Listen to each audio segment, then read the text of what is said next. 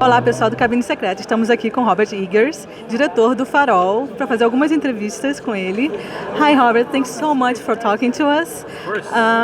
You were born in the 80s when the movies of horror movies were like a big thing, especially slasher and gore movies, and now we are more into psychological thrillers, which is your work. Do you think that this is happening because the humankind is looking into inside themselves and not liking what they see inside? It could be. It could be. I mean, there's always that's sort of what horror is about, even if it is a slasher movie. The kind of canonical '80s horror movies, Freddy and Jason and all that stuff. I couldn't watch it when I was a kid. It scared me too much. And Hellraiser's the only one that, as a grown-up, I like. So I kind of grew up with watching Hammer horror and Universal horror, and Roger Corman, Vincent Price, and I think you can see that reflected in my work, maybe. Do you have any wish of maybe some point in the future directing a movie like this, from like a reboot of Hellraiser or something? I wouldn't reboot Hellraiser. I mean, there's been lots of talk about Nosferatu, and who knows? How long have we been on this rock? 5 weeks? 2 days?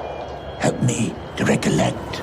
Olá pessoal do Cabine Secreta, estamos aqui com o Willem Dafoe na pré-estreia de O Farol aqui no Rio. Hi, thank you so much for talking to us. Thank you. Yeah. Do you agree when I say that your character is stuck in this place with Robert Pattinson's character, and he's surrounded with all these noises and the wind and all the feelings and thoughts? This is pretty much, even though the movie is set in the end of the 19th century, this is pretty much how we feel living in big cities. Is that correct?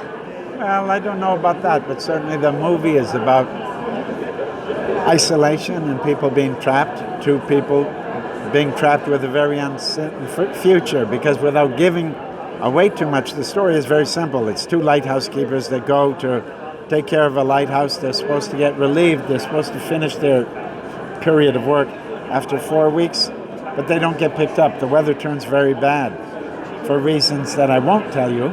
And then they're stuck with each other. They run out of food. They start to drink. They had difficulties with each other in the first place, and the difficulties get worse. So you see, when people's identity is stripped away, the strategies they try to make to survive and rebuild new identities, and either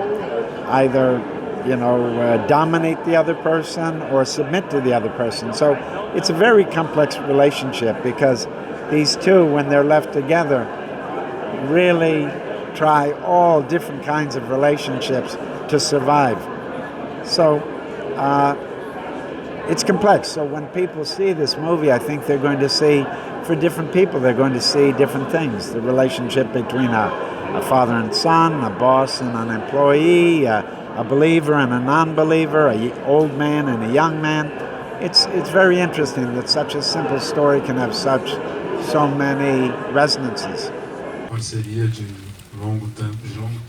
Acho que é importante uma parceria dela com os produtores, a gente manter a cultura brasileira viva. Quero agradecer ao Lourenço, que é meu parceiro nesse filme desde o começo, que esteve comigo em todos os momentos desse processo. Não foi um processo tão simples.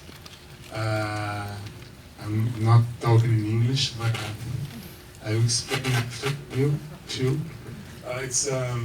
Eu quero agradecer também a Vitrine, a A24, a New Regency, a Focus Universal. Quero agradecer também a Oscar Matsavai e o Candé por estarem recebendo a gente aqui no Rio de Janeiro, no hotel. Muito obrigado pela parceria. E eu acho que esse é um filme, para mim, muito especial. Eu tenho 22 anos de carreira com cultura, com cinema menor, mas esse é um filme que eu sou realmente apaixonado por tudo. Assim, é um filme que me deu muita alegria em todos os processos, e foi um aprendizado muito profundo de cinema. E trabalhar com o Robert é um aprendizado constante. Ele é um diretor diferenciado. Assim, realmente foi uma aula de cinema e a maneira como a gente se aproximou, aprendi tanto na Bruxa quanto nesse filme, e poder conviver com ele no período que a gente conviveu foi magnífico, assim, eu tenho um prazer enorme. E também um grande prazer de trabalhar com Willem Dafoe, que é um ator que eu admiro desde muito jovem, desde pequeno, desde o primeiro filme dele que eu assisti até todos. Eu acho que ele é um grandíssimo ator. Estou torcendo muito para que ele seja indicado ao Oscar e muito para que ele ganhe, porque eu acho que ele merece. Pela carreira e por esse trabalho magnífico que vocês vão ter a oportunidade de assistir. Eu queria passar a palavra ao Robert Eggers e ao Willem Dafoe. Probably I should say thank you, but I don't really know. I think you thank Universal Focus and Vinitri, so I'll thank RT Features, who were the first people to want to make this movie and the first people who wanted to make The Witch. Thanks to them, New Regency and A24 for giving me my collaborators incredible freedom to make this movie, which on paper seems like a movie that no one should finance.